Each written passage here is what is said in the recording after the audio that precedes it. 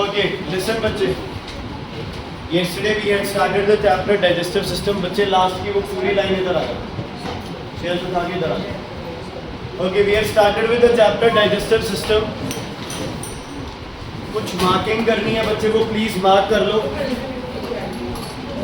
कुछ मार्किंग करनी है वो प्लीज मार्क कर लो बेटा अपनी बुक्स के ऊपर. Okay, first of all the first 3 lines.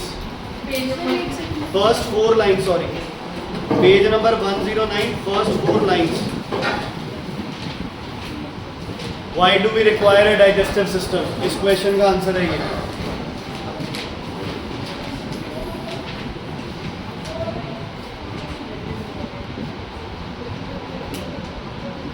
Okay, चाहे आप पहली 4 लाइनें लिख सकते हो इस आंसर में, और you can write the last 3 blue lines, they are also correct बच्चे.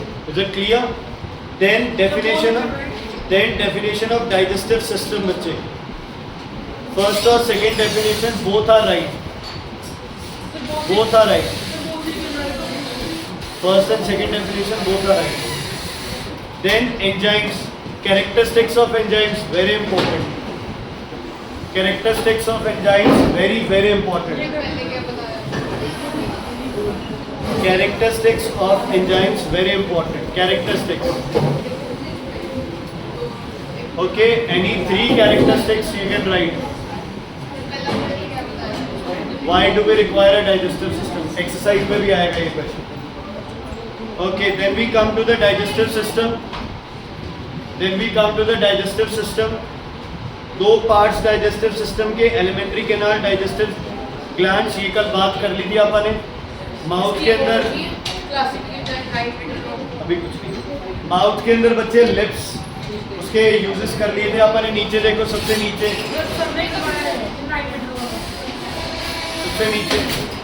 अभिनव के साथ बैठ जाओ. देखो अभिनव के साथ. Then we come to tongue, muscular tongue. इसके भी सारे यूजेस मैंने करा दिए तुम्हें. Is it clear? Then teeth में बच्चे इंसीजर्स क्या करते हैं, नंबर क्या है. कैनाइन्स क्या करते हैं, नंबर क्या है. प्रीमोलर्स क्या करते हैं, नंबर क्या है. और मोलर्स, इनकी शेप, नंबर एंड फंक्शन लिख लो. Please write shape, function and number. Shape, function and number. All 3 things are very important. Shape, function and number. Then बच्चे पेज नंबर 111, इसके ऊपर देखो हेट्रोडोंट और होमोडोंट लिखा हुआ है. Heterodont and homodont. Heterodont different teeth, homodont similar teeth. जैसे lizard frog के टीथ क्या होते हैं, सिमिलर से होते हैं, सारे एक जैसे. ठीक है जी. उसके बाद आपके पास आता है बच्चे टेम्परेरी टीथ, कहीं लिखा हुआ है तो आपको पता होना चाहिए. टेम्परेरी टीथ 20 इन नंबर, परमानेंट टीथ 32 इन नंबर. पहले 28 होते हैं, विजडम टूथ के बाद कितने हो जाते हैं टोटल? 32. फिर नीचे डेंटल फॉर्मूला जो कल करवाया था, बच्चे. डेंटल फॉर्मूला जो कल किया आपने. ठीक है.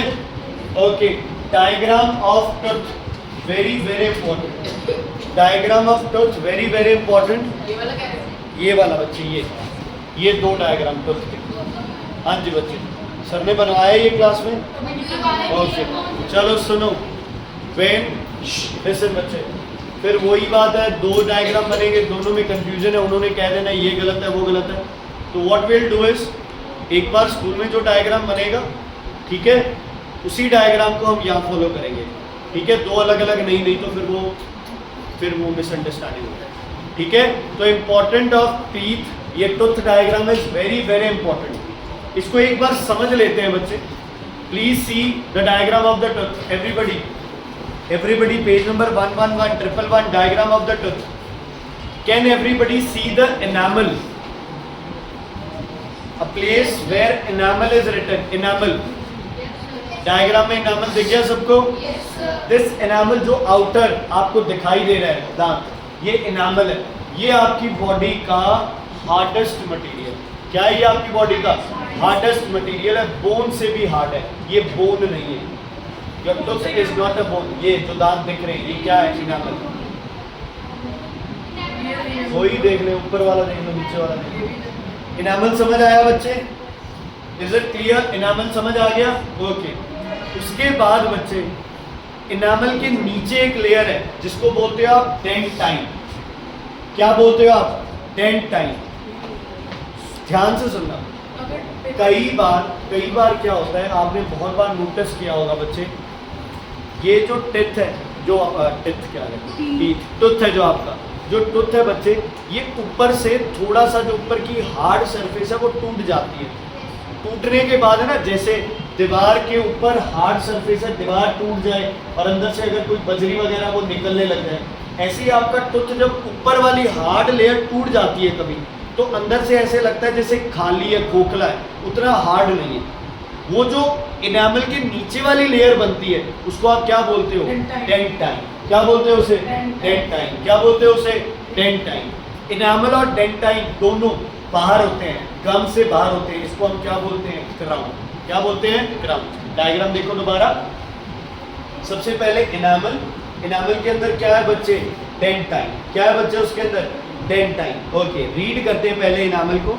Enamel or the ivory is the material which covers the crown. It is the hardest substance in the body. एक नॉर्मल एग्जांपल है, जो हाथी के दांत बाहर दिखते हैं ना हमें, वो हाथी का क्या है बच्चे? इनामल। क्या है वो दांतों का? Enamel. Dentine forms the bulk of tooth. It is harder than the bone. Dentine is hard than bone, but not hard as the enamel. Okay, but not hard as the enamel. It has minute canals through which runs the strands of cytoplasm of the cells in the pulp cavity. देखो, इस dentine के अंदर छोटे छोटे holes होते हैं जिसके through आपके जो दांत का साइटोप्लाज्म है ये रन करता है। मतलब जो न्यूट्रिशन वगैरह सब रन करेगा वो आपके डेंटाइन के छोटे छोटे होल से वहां से क्या करेगा? पहला कौन है? इनामल। दूसरा कौन है? डेंटाइन। मिलके क्या बनाते हैं? क्राउन। मिलके क्या बनाते हैं? क्राउन। सीक्वेंस आ सकता है इसका, ध्यान। उसके बाद बच्चे क्राउन इसका, ठीक है? हाँ, उसके बाद बच्चे गम्स, जिसे कॉमन लैंग्वेज में क्या बोलते हैं? मसूड़े, है ना? जो ये रेड है ना, मसूड़े सब करेंगे। समझ आ गई इतनी बच्चे? ओके। उसके बाद नीचे जाओ तो आपके पास लिखा हुआ है एक जगह पल्प। क्या लिखा हुआ है बच्चे? पल्प लिखा हुआ है। पल्प, यस और नो? पल्प लिखा हुआ है। अब ये पल्प क्या है? जब कभी दांत टूटा है, दांत जहां से टूटा है उस जगह पे जब आप अपनी टंग लगाते हो तो ऐसे लगता है ना कोई एक इरेक्टेड मसल है, बहुत एक सॉफ्ट सी मसल है उठी हुई। जब कभी दांत टूटा है उस जगह जब आप टंग लगाते हो तो आपको पता चलता है एक बहुत ही सॉफ्ट सा, ऐसे आपको लगता है कि कोई उभराव है वहां पे, है ना? कोई चीज है जो बहुत सॉफ्ट है लेकिन ये नॉर्मल लेवल से थोड़ी सी वो क्या हुई है? उठी हुई। क्या है वो? उठी हुई है। उसको आप क्या बोलते हो? पल्प। क्या बोलते हो? पल्प। उसमें से सारी आपकी जो ब्लड वेसल्स और जो नर्व्स हैं वो क्या करती है? पास करती है। ठीक है, चलो पल्प को पढ़ते हैं। पल्प को पढ़ते हैं। Pulp is the soft connective tissue contained in the central space. Central space, खाली जो जगह है, जब आप दांत को ऐसे निकाल दो तो नीचे से दांत खाली दिखता है या नहीं? है ना? दांत नीचे से क्या रहता है? हमेशा खाली रहता है ना? वो कौन सी कैविटी है? Pulp cavity. पल्प कैविटी के अंदर पल्प रन करता है, कनेक्टिव टिश्यू है। मार्क कर लो, very important. It consist of blood capillaries, lymph vessels and nerve fibers which are continuous below those of the body and opening of the pulp cavities at the base of root. Okay? दोबारा आते हैं। Pulp देखो diagram के अंदर, pulp देखो diagram के अंदर बच्चे, पल्प देखो आप किसके अंदर? डायग्राम के अंदर। समझ आ गया? Is it clear? हाँ जी, इज इट क्लियर? चलो अब मैं इसे थोड़ा सा बनाते हैं। दोनों में से कोई भी बना दे। सर बताएंगे, मैं जानबूझ के क्यों कह रहा हूँ बच्चे, फिर वही देखो। सबसे पहले आपके पास ये जो है ये इनामल है, सॉरी गम है, गम से टूथ की शेप के अकॉर्डिंग जो चीज बाहर निकलेगी वो क्या है? इनामल। क्या है वो? इनामल। इनामल के अंदर बच्चे, इनामल के अंदर आप ये लगा लो एक कैविटी है जिसको आप क्या बोलते हो? Pulp cavity. क्या बोलते हो इसको? पल्प कैविटी, खाली जगह। और ये जो बाहर वाला इनामल, जो बाहर वाला इनामल है, इसके साथ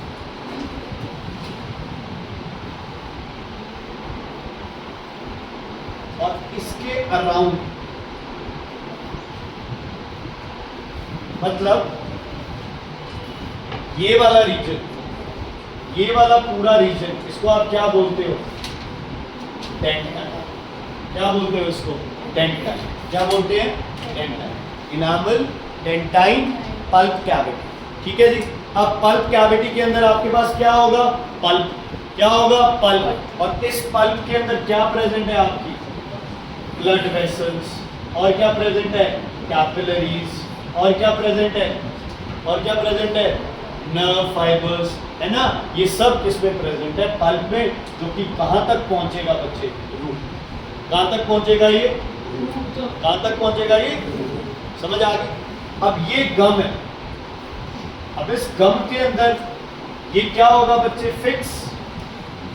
गम के अंदर ये क्या होगा? फिक्स। अगले पेज पे देखो सीमेंट लिखा हुआ है, सीमेंटम, पेज नंबर 112, सीमेंटम। ठीक है क्या? सीमेंटम।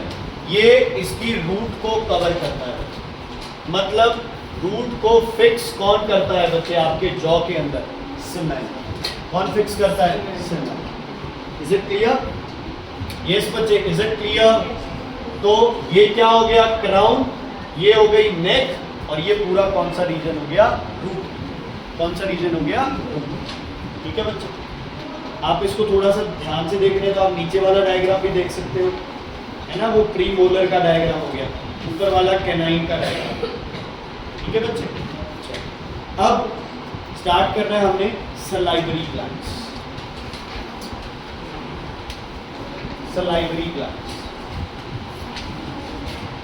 माउथ हो गया, टीथ हो गए। खाना छोटे छोटे हिस्सों में क्या हो गया? टूट गया। खाना क्रश हो गया, खाना ग्राइंड हो गया।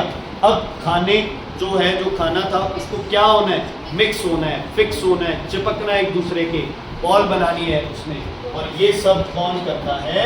सलाइवा। कौन करता है बच्चे? सलाइवा, है ना। सलाइवा का प्रोडक्शन क्या रहता है? लगातार चलता रहता है। कुछ कॉमन बताओ सलाइवा के यूजेस। सलाइवा के कल किए थे डिस्कस थोड़े बहुत। क्या करता है? ल्यूब्रिकेट करता है, बोलस बनाता है, एंटीसेप्टिक प्रॉपर्टी है, एंटीबायोटिक प्रॉपर्टीज बोलते हैं ना। स्पीकिंग में काम आता है, मुंह को ल्यूब्रिकेट करता है। बॉडी डिहाइड्रेशन हो गया तो सलाइवा इंडिकेट करता है कि बॉडी में क्या है? पानी की कमी। एक बार इसको मार्क कर लो, functions of saliva very very important. पहला फंक्शन क्या कहता है? Moist and lubricates the mouth cavity and the surface of tongue, facilitates speaking and swallowing। समझ आ गई बच्चे? दूसरा फंक्शन क्या कहता है? lubricates the food। पूरी ना कहाँ ध्यान है बच्चे? कौन सा पॉइंट पढ़ रहा हूँ? पढ़ो, देखो बुक के अंदर सेकेंड पॉइंट। उसके बाद है excess solvent for dissolving number of food, है ना। अगर सलाइवा प्रोडक्शन नहीं होगा तो खाने का टेस्ट भी नहीं आएगा। समझ आ गई? देखो आप टेस्टी फूड के टाइम बहुत सारा सलाइवा प्रोड्यूस होने लग जाता है ना। ये बॉडी देखो ऑटोमेटिक जेस्चर है, बॉडी का रिस्पॉन्स है कि अच्छा खाना आया, उसमें क्या ज़्यादा से ज़्यादा डिजॉल्व हो? सलाइवा। तो उसका टेस्ट भी क्या आएगा? ज़्यादा। टेस्ट भी क्या आएगा? ज़्यादा। Okay. Helps the food particles to stick together to form bolus. एक बॉल बनानी इकट्ठी फूड मटेरियल की। ओके।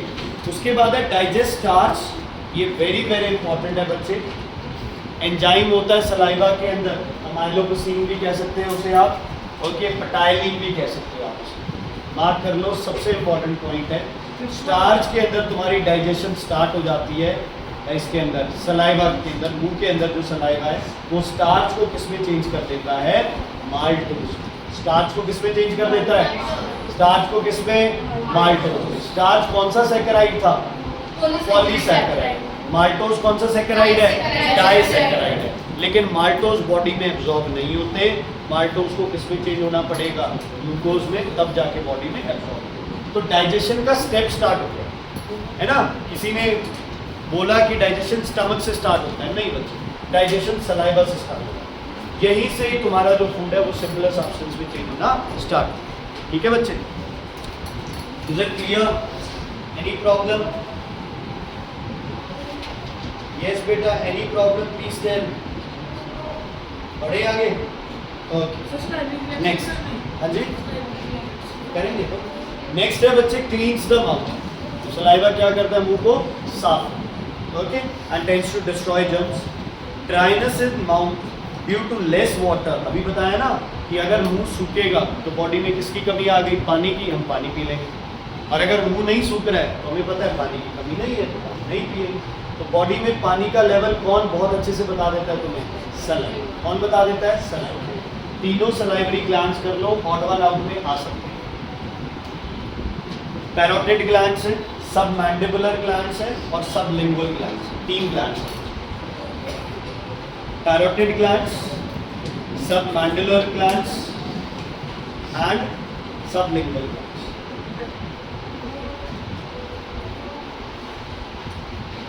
इधर आओ, सेक्शन इधर आओ।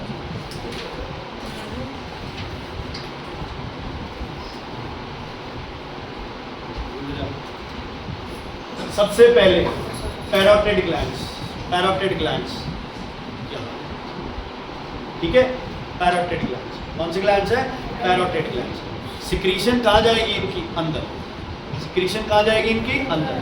पैरोटिड ग्लैंड्स कितने हो गए? 2। ठीक है, सिक्रीशन कहाँ जाएगी? अंदर। उसके बाद ये जॉ है, ये जॉ, जॉ के नीचे वाली साइड अंदर आपके जो सेकंड ग्लैंड है वो मैंडिबुलर, है ना? और टंग, टंग उठाएं तो जहां से वो कनेक्शन है ना वहां नीचे कौन से? सबलिंगुअल। कौन सा है? सबलिंगुअल। ठीक है? और लोकेशन में इंपॉर्टेंट है इनकी। Parotid gland located just in front and beneath each ear. Submandibular gland lying close to the inner side of the lower jaw, है ना? inner side of the lower jaw. Sublingual gland below the tongue. Ducts from each gland transport secrete saliva into mouth. Small quantity of saliva keeps secreting. तीनों से जो liquid secrete होता है उसको क्या बोलते हो? सलाइवा। तीनों से जो लिक्विड सिक्रीट होता है उसको क्या बोलते हो? सलाइवा। एक दिन के अंदर 1000 से 1500 ml सलाइवा बनता है, मतलब 5 से 7 बॉटल आप भर सकते हो सलाइवा से। 2 लीटर वाली एक बॉटल भर जाती है सलाइवा से एक दिन के अंदर। इतना सलाइवा प्रोड्यूस होता है। लेकिन ये सारा सलाइवा कहाँ जाता है? बॉडी में, स्टमक में चला जाता है ना? सलाइवा आपके लिए नुकसानदायक है क्या? सलाइवा आपके लिए जहर है? सलाइवा हमारे लिए सबसे यूजफुल है। ठीक है? Swallowing and peristalsis. Swallowing and peristalsis, ध्यान से सुनो। स्वॉलोइंग का तुम खुद बताओ, नोट करो। स्वॉलोइंग करते हो क्या होता है? या हाथ रखो, या ये जो है ना, और स्वॉलो करो और चेक करो ये ऊपर जाता है या नीचे आता है? स्वॉलोइंग में ऊपर जाता है ना, है ना? और जीभ भी क्या जाती है? ऊपर। मतलब एक तरह से जो खाना टंग के ऊपर पड़ा है ना, टंग क्या करेगी? ऐसे हो जाएगी, तो खाना कहाँ जाएगा? पीछे, है ना? और पीछे ये वाली चीज क्या कर रही है? ऊपर आ रही है, तो खाना क्या जाएगा? इसके अंदर जाएगा। इसको बोलते हैं स्वॉलोइंग। स्वॉलोइंग मतलब होता है सिर्फ निगलना। वही था ना, अभी चीज ही रखो इसको। ठीक है? ये क्या हो गई तुम्हारी? निगलना। ठीक है बच्चे? ओके, ध्यान से पढ़ो स्वॉलोइंग को। The tongue presses upwards. क्या हम सही है? स्वॉलोइंग में tongue presses upwards, okay, and back against the roof of the palate. ऊपर, रूफ, आगे, ऊपर और पीछे। एक्सपीरियंस करो। कैसे? ऊपर जाती है और पीछे की तरफ। नहीं। आगे नीचे होती है ऊपर तो जा रही है, ऊपर जा रही है, और जो ये रूफ है पैलेट का, इसके साथ जाके क्या कर रही है, स्ट्राइक कर रही है। तो ताकि बीच में कोई भी चीज होगी वो क्या करेगी, पीछे जाएगी। आगे से तो बंद कर दिया, पीछे से दबा दिया तो ऑब्वियसली क्या जाएगी, आगे।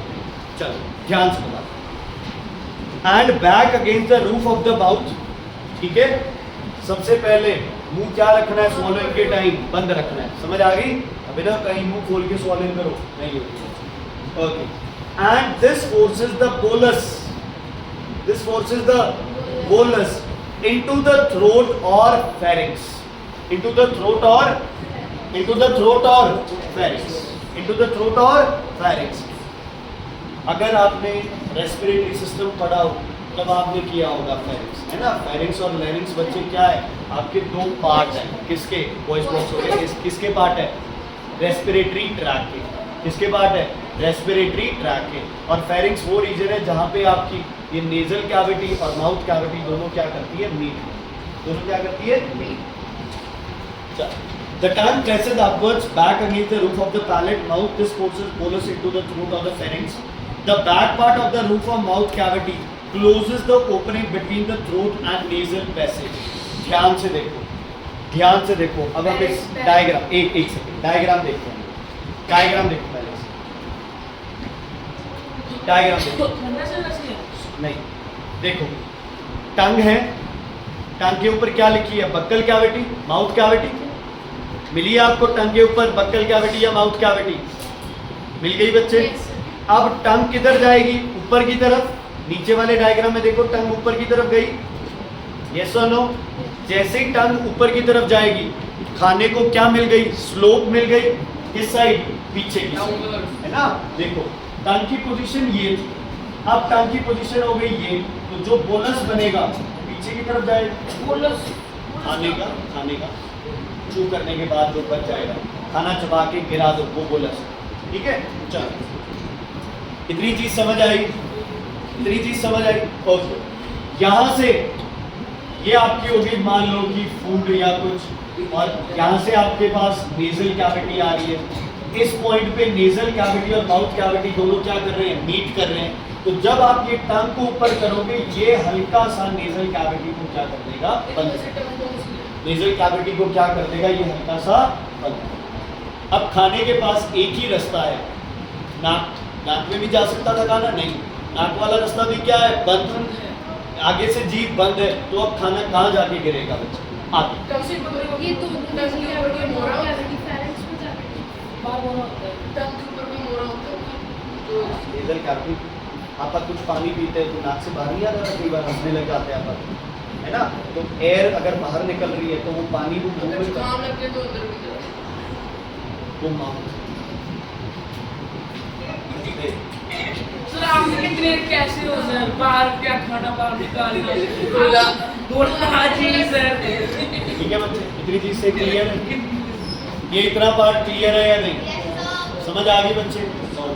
अब ध्यान से सुनो दोबारा, दोबारा से समझाओ सर। ये आपके पास क्या हो गई, दो पाइप चल रही है पैरेलल, एक है ट्रैकिया, एक है ईसोफेगस। एक है ट्रैकिया, एक है ईसोफेगस। टंग ने क्या किया, मान लो ये टंग है हमारी, यहाँ बोलस है, ये बोलस इधर आके गिरेगा, ये दोनों में से किसी में भी गिर सकता है, ये दोनों में से किसी में भी गिर सकता है। ऐसा कोई कंपलसरी नहीं है कि इसने मतलब विंड पाइप में गिरना है या इसने कहाँ गिरना है। ध्यान से इसके ऊपर एक कवरिंग होती है, मसल की कवरिंग है। इस कवरिंग को बोलते हैं बच्चे एपिग्लॉटिस। क्या बोलते हैं इस कवरिंग को, एपिग्लॉटिस। वन वे वॉल पढ़े थे ना पर, वन वे वॉल प्रेशर लगता है तो वॉल बंद हो जाता है, एक मिनट चुप। ठीक है बच्चे, ये जो खाना है ये दोनों में से कहीं भी गिर सकता है। आगे वाली साइड हमारी विंड पाइप है, इससे बैक साइड में हमारी क्या है, फूड पाइप है। तो बच्चे जब ये खाना यहाँ आएगा, इस पे लगेगा, तो ये क्या हो जाएगा बच्चे, कभी-कभी फूड पाइप भी जो क्या हो जाएगा, ये बंद। ये बंद हो जाएगा तो खाने के पास एक ही रास्ता है, कहाँ आके गिरना, ईसोफेगस। ईसोफेगस। ये डिस्टेंस कम करने के लिए ये आपका वॉइस बॉक्स है, लैरिंक्स, है ना। ये ऊपर क्यों जाता है, ताकि खाने को क्या मिले, बिल्कुल पास पहुंच जाए। जीभ के आपकी जो फूड विंड पाइप का रीजन है ये बिल्कुल क्या हो जाए, पास आ जाए। देखो स्वॉलिंग के टाइम ऊपर है ना, कॉन्ट्रैक्ट हो गया। जब खाना खा लिया, स्वॉलो कर लिया, तब वापस क्या हो जाएगा, रिलैक्स। क्या चीज? ये जो रीजन है आपका मस्कुलर रीजन है ना, ये लैरिंग्स है, फेरिंग्स है आपके पास। ट्रैकिया स्टार्ट होने से पहले पहले आप ये लगा लो, ये रीजन लैरिंग्स हल्का सा कहाँ जाता है, ऊपर की तरफ स्वॉलो, ताकि जो टंग से खाना जा रहा है वो क्या जाए, वो सीधा किसमें गिरे, आपके फूड में। इतनी चीज क्लियर है। एपिग्लॉटिस क्या करेगा, जब खाना आएगा, एपिग्लॉटिस किसके ऊपर की कवरिंग है, ट्रैकिया के ऊपर की कवरिंग है। एपिग्लॉटिस ट्रैकिया में खाना जाने नहीं देगा, लेकिन जब आप सांस लोगे तो एपिग्लॉटिस क्या करेगा, खुल जाएगा। अब मैं खाना भी खा रहा हूँ और साथ में बात कर रहा हूँ, बात करने के लिए सांस लेना जरूरी है। तो अगर मैं बोलते हुए खाना खा रहा हूँ तो एपिग्लॉटिस बार बार क्या करेगा, खुलता रहेगा, और हो सकता है खाना ट्रैकिया में चला जाए, जिसके बाद मुझे क्या आएगी, बहुत जोर से कफ आएगी, ताकि वो खाना सारा समझ आ गया। अगर सब कफ में ना तो वो नुकसान है, इन्फेक्शन हो सकती है, डेथ तक हो सकती है, लंग्स चोक हो सकती है। सारा खाना नहीं जाता, थोड़ा बहुत पार्टिकल समझ आ गई। तो वहीं से इसको फिर किसको दिलाना था, पर मैं बहुत हाँ, वरना मुंह में आ जाता है। ओके, ध्यान से सुनो दोबारा। सबसे पहले the tongue presses against the palate, the tongue presses against the palate. Okay, the food moves in the pharynx from there larynx, और उसके बाद किसको बंद करके फूड निकलेगा, एपिग्लॉटिस को। फूड एपिग्लॉटिस को बार बार क्या करेगा, बंद। तो ट्रैकिया बंद है, फूड सीधा कहाँ चला गया, इसोफेगस में, जो कि फूड पाइप क्या होती है वो, समझ आ गई बच्चे। ओके, दोबारा एक बार रीडिंग करते हैं। The back part of mouth cavity closes the opening between the throat and the nasal passage, ये सब हो गया। The larynx which is located at the entrance of windpipe is pulled upwards, बताया ना अभी, larynx is pulled upwards. The larynx is pulled upwards to bring it close to the back of tongue when a flap called epiglottis closes its opening. जैसे ही larynx ऊपर आया, इसके ऊपर कौन है, एपिग्लॉटिस। कौन है, एपिग्लॉटिस है। तो लैरिंक्स ऊपर आएगा तो एपिग्लॉटिस क्या करेगा बच्चे, लैरिंक्स में खाना नहीं जाने देगा, लैरिंक्स में खाना नहीं जाने देगा। ध्यान से समझो इस मैकेनिज्म को, ये एपिग्लॉटिस है, यहाँ खाना है ना, ठीक है। अगर खाना यहीं से गिरता तो हो सकता है ट्रैकिया में गिर जाता है, एपिग्लॉटिस के यहाँ गिरता। आपने क्या किया, लैरिंक्स रेज करके एपिग्लॉटिस यहाँ ले आए ऊपर। अब खाना इसको क्या करेगा, प्रॉपर इस पे गिरेगा और इसको क्या करेगा, अगर लैरिंक्स नीचे रहता तो खाना एपिग्लॉटिस पे गिर के उसको बंद रहा, है ना। तो सबसे पहले क्या हो गया, माउथ, फेरिंग्स, फिर वो एपिग्लॉटिस वाला रीजन, फिर लैरिंक्स, फिर लैरिंक्स, समझ आ गई, फेरिंग्स फिर लैरिंक्स, ठीक है। जैसे ही ऊपर गया तो ऊपर एपिग्लॉटिस प्रेस करेगी, किसके अगेंस्ट, खाने के अगेंस्ट, खाना पुश करेगा। एपिग्लॉटिस ने लैरिंक्स को, ट्रैकिया को क्या कर दिया, बंद।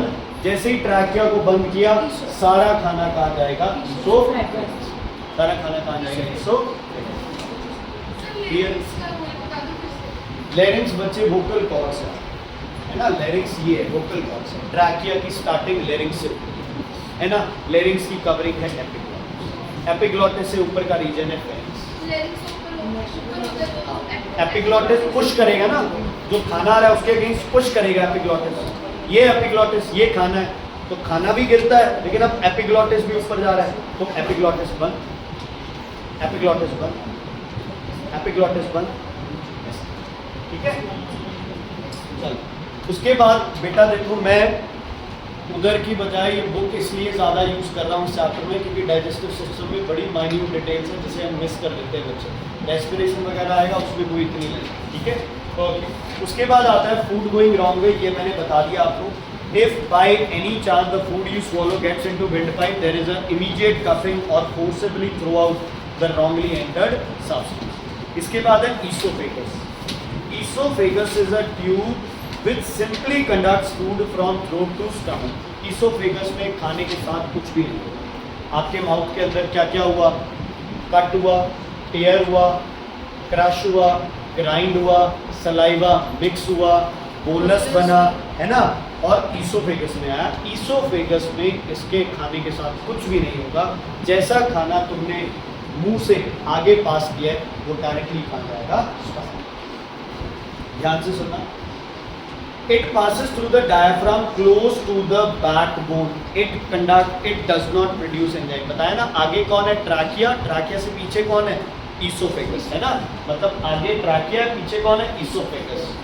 मैंने बताया था एक मस्कुलर ओपनिंग है जो कि आपके थोरेसिक को एब्डोमेन से अलग करती है, जिसको क्या बोलते हैं, डायाफ्राम। क्या बोलते हैं, डायाफ्राम।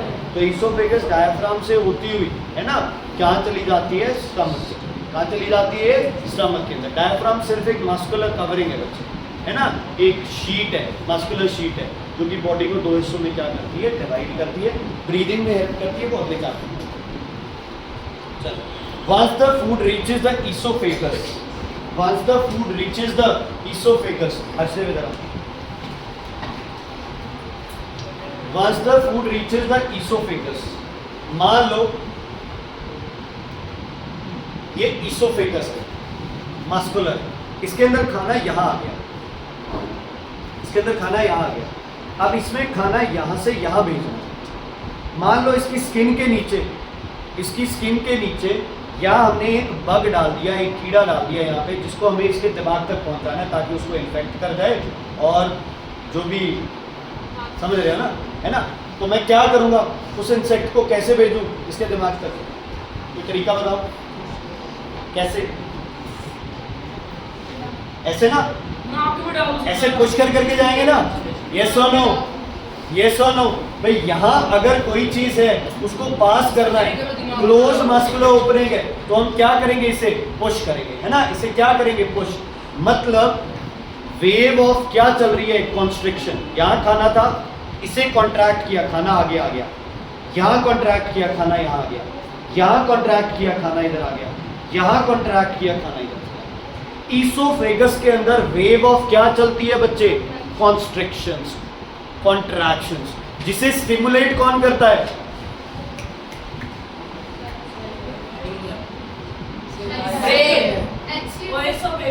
कचरा, रफेज, कौन, रफेज, कौन, रफेज। समझ आ गया। तो ये जो वेव ऑफ कॉन्स्ट्रिक्शंस ऑटोमेटिकली जो ईसोफेगस में चलती है, इसको बोलते हो पेरिस्टलाइसिस या पेरिस्टलिसिस। समझ आ गई, इसको क्या बोलते हो, पेरिस्टलिसिस। इज इट क्लियर बच्चे? ठीक है, इसकी कल वीडियो भी लाऊंगा, वीडियो देखिएगा। बच्चे पता है क्या, वीडियो में कुछ प्रैक्टिकल चीज़ें आ जाती है, फिर तुम उसको देख के कंफ्यूज होते रहते हो, ये तो ये था, इसलिए बात करते हैं। ईसोफेगस, ध्यान से सुनो। Once the food reaches the esophagus, it is conducted behind a special movement called peristalsis.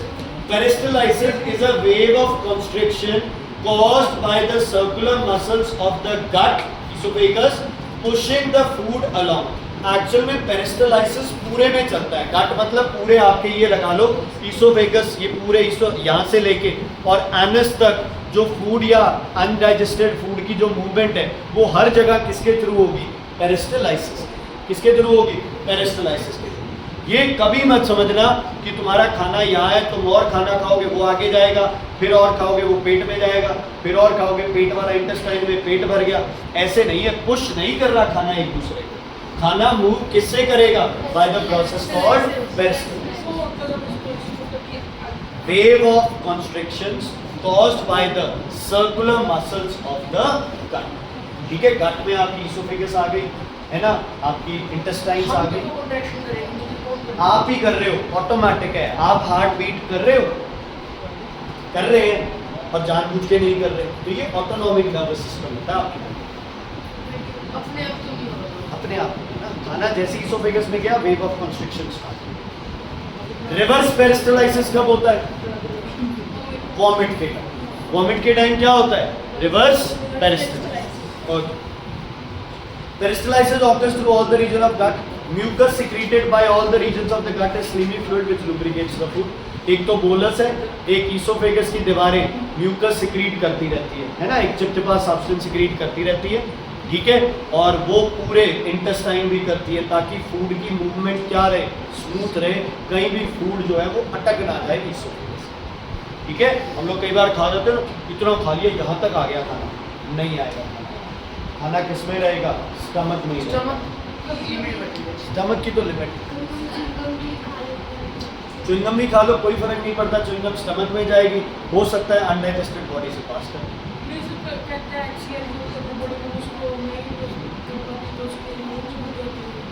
मतलब नुकसान तो है, मैं ये नहीं कह रहा कि नुकसान नहीं है, लेकिन वो है कि जितना कहते हैं ना वो चोक हो जाता है, ये हो जाता है। जो हमारे खाने को स्टमक में कहते हैं, स्टमक में स्मॉल इंटेस्टाइन जा रहा है, स्टमक में नहीं, वो आगे करेंगे।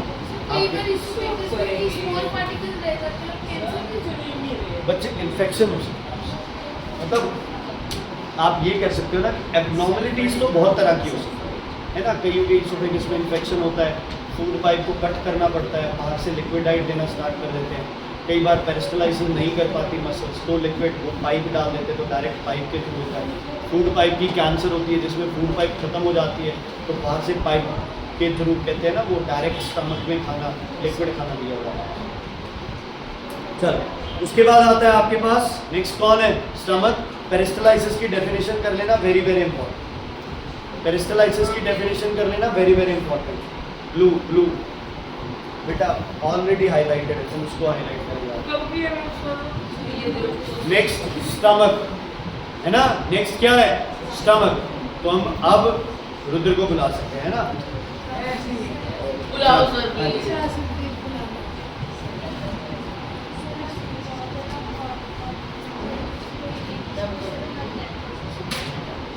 चल जाएगा। Thank you.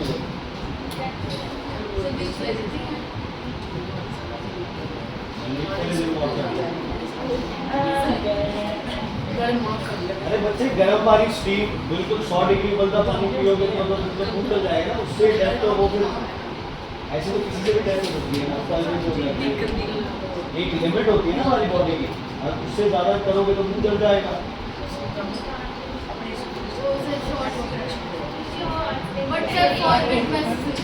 व्हाट्सएप ज्ञान, यूट्यूब शॉर्ट्स है ना। अभी थोड़ी देर पहले मैं गाड़ी पार्क की, पीछे दो लड़कियां, वो गाना कौन सा है वो चुन्नी मेरी रंग दे, वो जो उस पे मिट्टी धूल उड़े जा रही है पूरी तरह से, और वो वहाँ डांस करके शॉर्ट्स बना रहे हैं। यही बनाया, जगह मिली है तो। The stomach is a elastic bag. Stomach is a elastic bag. Stomach is a elastic bag. इतने से इतना कब हो जाएगा कोई पता नहीं, है ना। और कईयों के ये इलास्टिक बैग क्या होता रहता है, बढ़ता ही रहता है। The stomach is a elastic bag, लेकिन इलास्टिक का मतलब है जब खाना नहीं होगा तब वो शेप अलग हो जाएगी, खाना होगा तो उसमें बहुत हद तक खाना क्या किया जा सकता है, भरा जा सकता है। In an average adult it can hold 2 to 3 liters of food. इनके यूनिट्स ही गलत हो गए, वो हैवी एचएस बिश्नोई, गलत तो नहीं हो सकता। बेटा 2 से 3 लीटर फूड का क्या मतलब है, पानी और फूड, जब हम फूड खाते हैं फिर से हाँ जी, वॉल्यूम और कैपेसिटी सेम रहेगी। देखो बच्चे पता है क्या, यहाँ आपने खाने को केजी में खाया था, चलो पानी पिया वो अलग चीज है, खाना खा रहे हो उसको मास केजी में नोट कर रहे हो, वॉल्यूम क्यों आई यहाँ पे लीटर्स में। अगर समझना है तो इसको आप देखो, वॉल्यूम हमेशा मेजर किसमें होगी, लीटर्स में। लेकिन ये कह रहा है कि इसमें इतना लीटर खाना आ सकता है, खाना तो आप सॉलिड है, उसको आप लीटर में मतलब थोड़ा सा इसको ऐसे समझ लो, आपको सॉलिड वाला नहीं, ये समझ लो कि खाना किस फॉर्म में चेंज हो गया है, लिक्विड, सेमी लिक्विड फॉर्म में, है ना। खाना खाते ही अगर वॉमिट हो जाए तो वो खाना सॉलिड फॉर्म थोड़ी है, वो सेमी लिक्विड फॉर्म है। तो आपके स्टमक के अंदर कितने लीटर, 2 से 3 लीटर, मतलब एक 2 लीटर वाली पूरी जो बॉटल है ना, उतना भर के खाना आपके स्टमक में एक टाइम में क्या हो सकता है, स्टोर हो सकता है जनरली, है ना। कईयों के सादा भी है ना, और कईयों के है ही नहीं, छोटे वाले नहीं है वो, 0 लेवल 10 वाले इतना भी है कईयों। ओके चलो next. Its walls are highly muscular and churn the food. बड़ी स्ट्रॉन्ग मसल्स है आपके स्टमक की और फूड को क्या करती है, चर्न। लिक्विड खाना बन गया है ना, सेमी लिक्विड सा हो गया, उसको लगातार फेंटते नहीं है। जैसे दही से आप रायता बनाते हो तो दही डाल के हल्का सा उसमें पानी डाल के हम उसको मिक्स करते हैं काफी सारा, है ना। इवन जो लोग एग खाते हैं, है ना, वो एग डाल के एग को नहीं फेंटते बच्चे। तो ये सब क्या है आपका, ऐसा ही काम कौन करता है, स्टमक करता है फूड को। ये ध्यान रखता है स्टमक की फूड के अंदर कोई भी सॉलिड पार्टिकल ना बचे, पूरे का पूरा फूड किस फॉर्म में चेंज हो रहा है, लिक्विड फॉर्म में। मार्क करना वेरी वेरी इंपॉर्टेंट, इसकी लोकेशन आ जाती है हर सुमेर। The opening of the stomach into the intestine is called pylorus. Stomach intestine में जहां खुलता है उस जगह को क्या बोलते हो आप, पाइलोरस। क्या बोलते हो, pylorus. Location opening of the stomach into the intestine, pylorus. Stomach के बाद इंटेस्टाइन में जाना उसको क्या बोलते हैं, पाइलोरस। ईसोफेगस और स्टमक की ओपनिंग जो है उसको बोलते हैं कार्डियक स्पिंचर। क्या बोलते हैं इसे, नीचे है कार्डियक स्पिंचर, बताता हूं, cardiac sphincter, cardiac sphincter. Cardiac sphincter बच्चे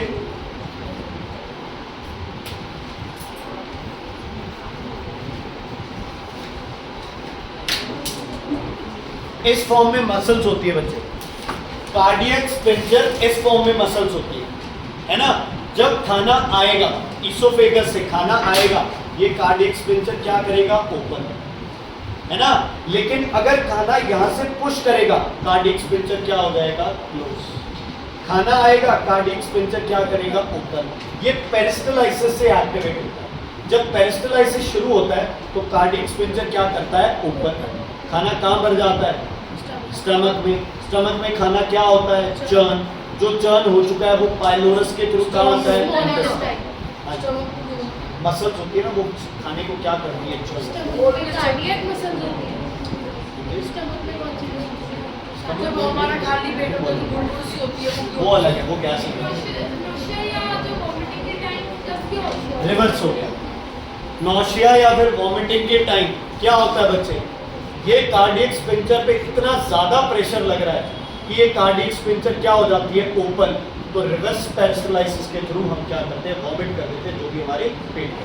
नौशिया के टाइम पर भी होता है सर, क्योंकि बच्चे, वो भूख लेता है उसे, मतलब वो कंडीशन तो ऐसी सी होती है ना कि आएगी।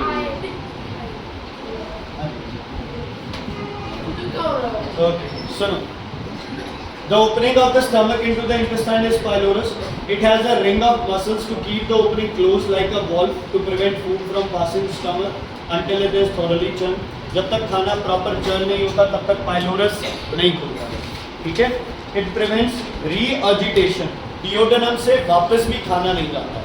खाने का एक ही तरीका है जाने का, एक बार स्टमक में खाना चला गया वो वॉमिट हो सकता है, लेकिन स्टमक से इंटेस्टाइन में खाना गया तो वो फिर एज अ अनडाइजेस्टेड फूड बाहर पास आउट होगा, वापस स्टमक में। ओके, उसके बाद similar sphincter is termed as cardiac sphincter present at the front end of the stomach which prevents the backflow of food into the esophagus. Vomiting sometimes when stomach is overloaded or disturbed, the cardiac sphincter opens. Cardiac sphincter open हुई तो reverse peristalsis क्या हो जाएगा, reverse peristalsis। समझ आ गई बच्चों, is it clear. तो खाने को हमने कहाँ पहुँचा दिया, कहाँ पहुँचा दिया खाने को, स्टमक में कुछ आया तो 40 का टाइम लगा, 45 3 मिनट्स लगेंगे। सुनो इधर देखो सारे, स्टमक, ठीक है। स्टमक में खाना आ गया, खाना यहाँ क्या होगा, चर्न होगा। क्या होगा, खाना चर्न। लेकिन इसके साथ, खाने के साथ क्या मिक्स होता है यहाँ पे, गैस्ट्रिक। कॉपी निकाल लो या बुक में भी मार्क करो, बुक पे है वैसे यार, नोट्स बनाने की जरूरत नहीं। स्टमक से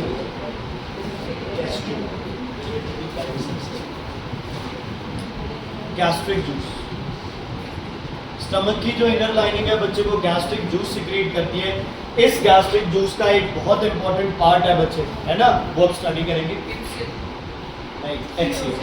it is a colourless, mark कर लो, it is a colourless highly acidic, क्योंकि क्या प्रेजेंट होता है इसमें, hydrochloric acid, liquid containing water, some salts, hydrochloric acid and an enzyme called pepsin.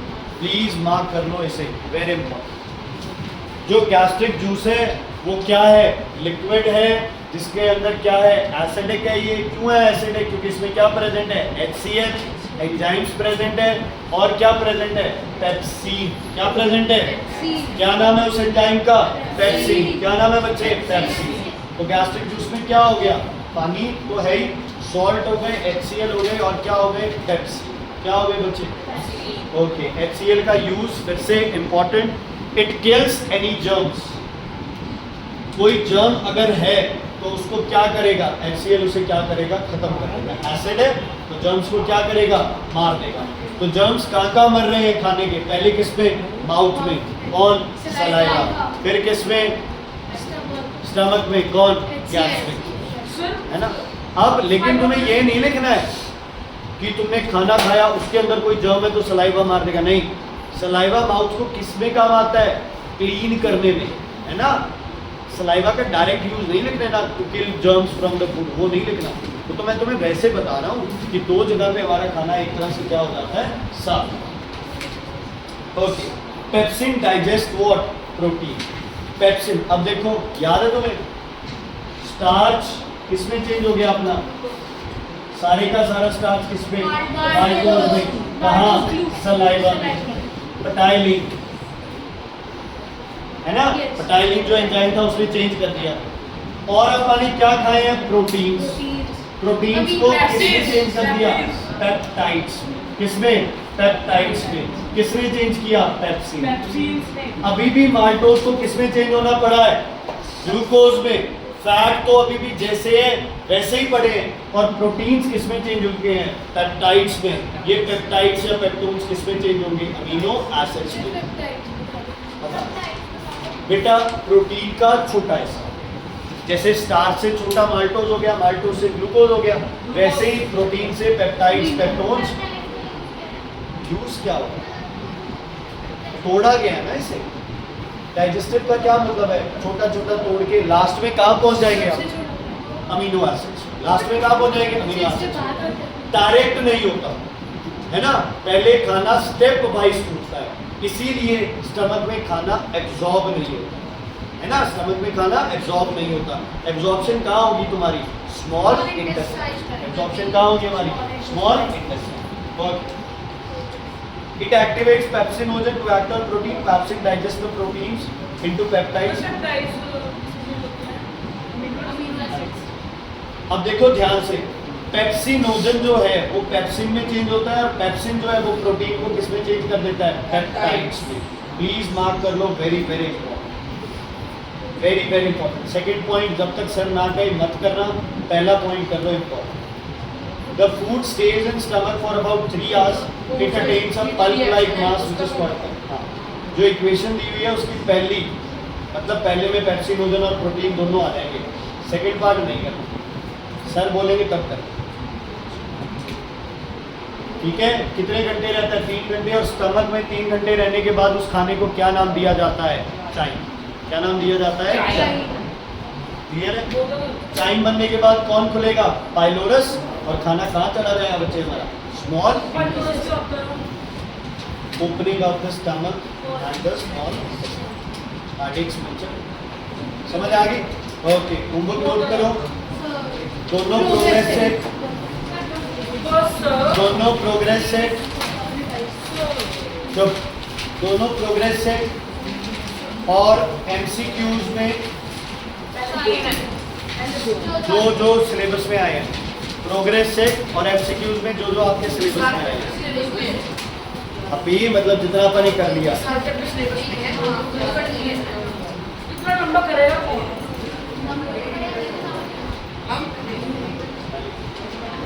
Group में भेज देता हूँ, ठीक है। Thank you so much. Thank you